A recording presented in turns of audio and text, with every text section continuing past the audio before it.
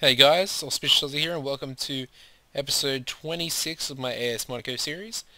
First of all, I just want to say a massive thank you to everyone that has ever watched this series, ever liked one of the videos, ever left a comment. I know there are a few of you that, have left a few comments for me. Thank you. This series has basically grown my channel from, basically getting maybe 100 and something views on like a first video to where it is now, which is essentially my first video for this series. I think is 2,100 views, with the second being at 1,000, which is amazing. I have had high views on other videos, but not a series video, which is it's amazing. It really is. So thank you. All right, but this is the end of season review, so we've got to get into it. And as you can see by the league table, this season I almost cried at certain points. I have to admit. But as you can see, we are in the Coupe de France final. That will be the next episode, a live comm of that game against FC Metz. And yeah, this will only be the end of season review. Alright, so let's get into the previous fixtures. What was the last episode? Mid-season review? I think it was. Alright, so I'm pretty sure I played the PSG game as well. So we then followed that victory over PSG up with a 5-3 league win over RC Lens. A Aubameyang, a brace from Osterprak, and a brace from Guilo Kanga. We then beat Auxerre 3-1 in the league away from home. Matinho, Osterprak, and Aubameyang very late on, with Van Eyck getting sent off and Kanga man of the match. First leg of the Europa League first knockout against Besiktas. We won 4-2 away, which was very impressive. Matip scored an own goal, very disappointing. But Bassi, Matinho, Aubameyang, and Faure, the youngster, all getting on the score sheet there, with Bassi picking up man of the match.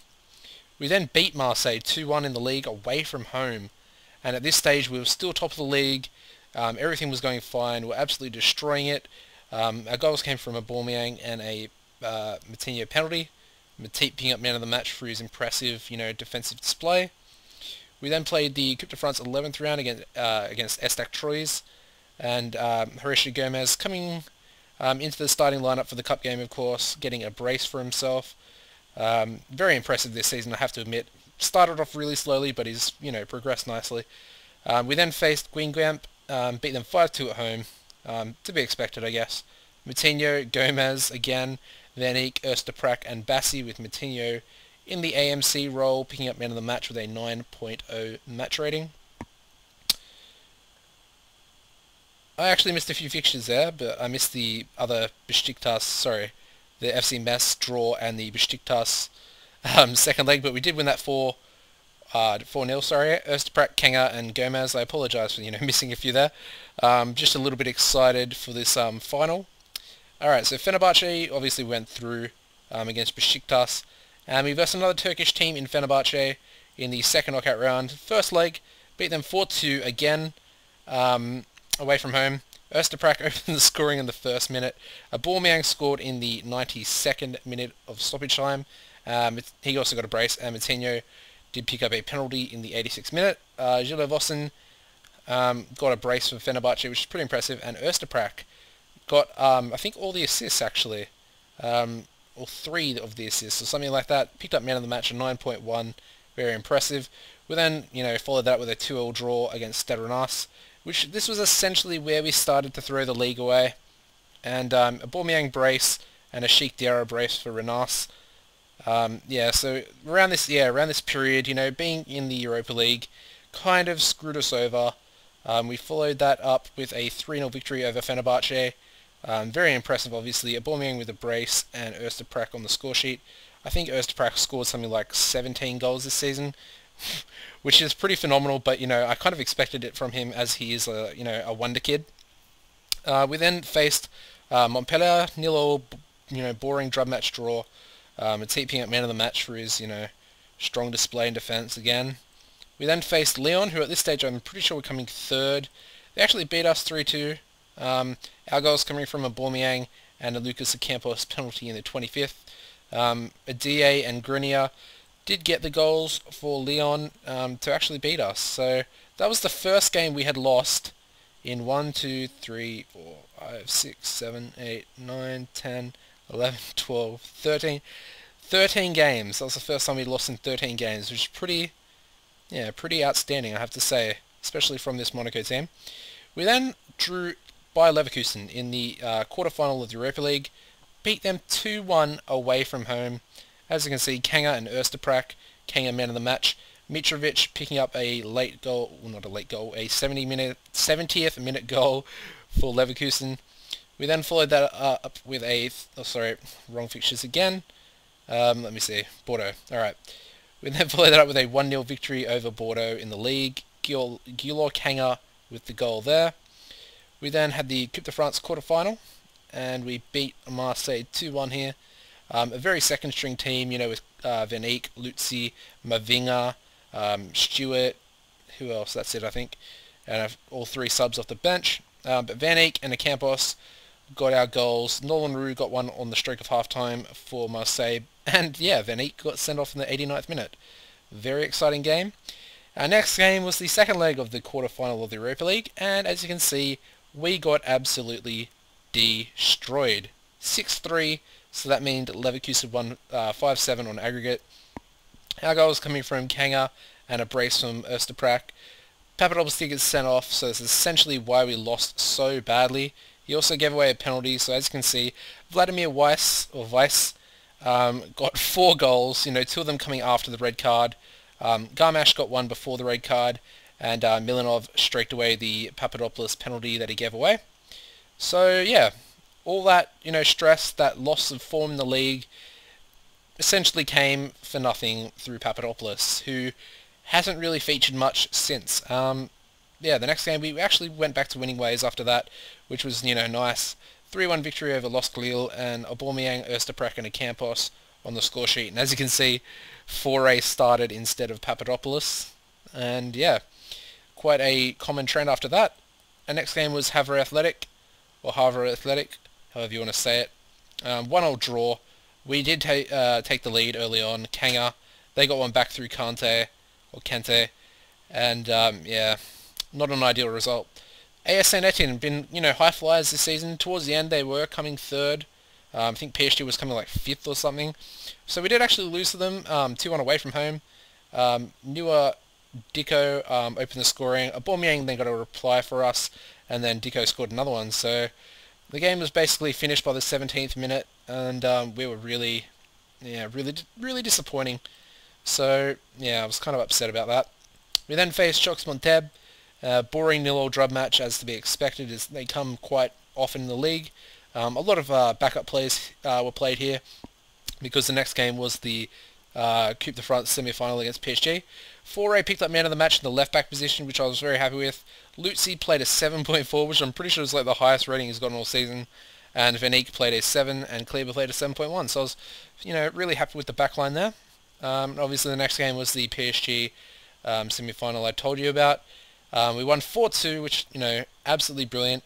My Mexican star, Carlos Fierro, did score 2 goals against us.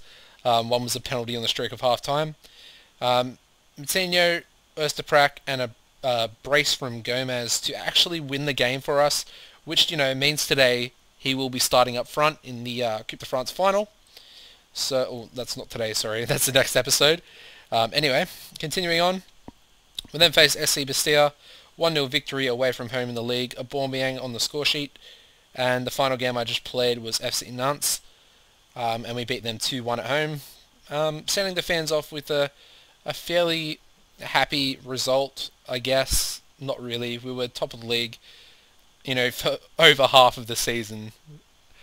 And yeah, PSG were poor this season, so it was probably the only season we could have actually had a genuine chance. And yeah, Marseille just had to beast it this year, which is, yeah, horrible. They opened the scoring, though, through Wagner. Aubameyang replied 1 minute later, and then we got a penalty on the 63rd minute, which obviously Moutinho shrieked away. If I go into our squad, why are my tactics like that now? I don't like that. Anyway, let's have a look if I can... How do I do it? Selection info? There we go. Alright. So, average ratings, top performers of the season, obviously Paredes has been out on loan at some, third division team. Gulok Hanger, I mean, to be expected, he is the advanced playmaker. Sets up a lot of goals, and has actually scored 21 goals this season, which is crazy. A 7.55 average rating. You can see why he's the best on the team. And to think, I actually picked this guy up at 25 years from a Russian team, Rostov, there you go, on a free transfer. And every year since, he's averaged over a 7.2 match rating, which is outstanding. So as you can see, 11 goals in the league, 12 assists. The season before, 16 assists. That is out of this world. Well, not really, but it's very impressive for a team that I'm managing, I have to say. And surprisingly, Sabin Ostaprak has actually come second in the average ratings this season. 38 games, 7 off the bench, 16 goals, as I mentioned, and a 7.36. Very impressive. I'm outstanding. Like, that's outstanding for a player of his age. As you can see, 20 years old. I mean, he's a wonder kid, so it's kind of expected, I guess. He's actually valued at 17.5 million at the moment, which is crazy. Campos up next, to be expected. Been at the club since I took over. He's only 24 years old. Every time I look at him, I think of him as like a 28-year-old or something, like a fully developed, in his prime. But he's actually not. He's only 24. 11 goals from 34 starts, 7.33. To be expected, he's always a consistent performer, I should say. Along with Matip, he had his wobbly moments through the season, but a 7.27, very impressive. Aubameyang, of course, being the starting striker. If you look at his goal tally, it's pretty immense. I was thinking about selling him this season, at the end of this season, but I cannot sell him with that goal return. 45 games started, 6 off the bench, 36 goals scored. 36 with a 7.22.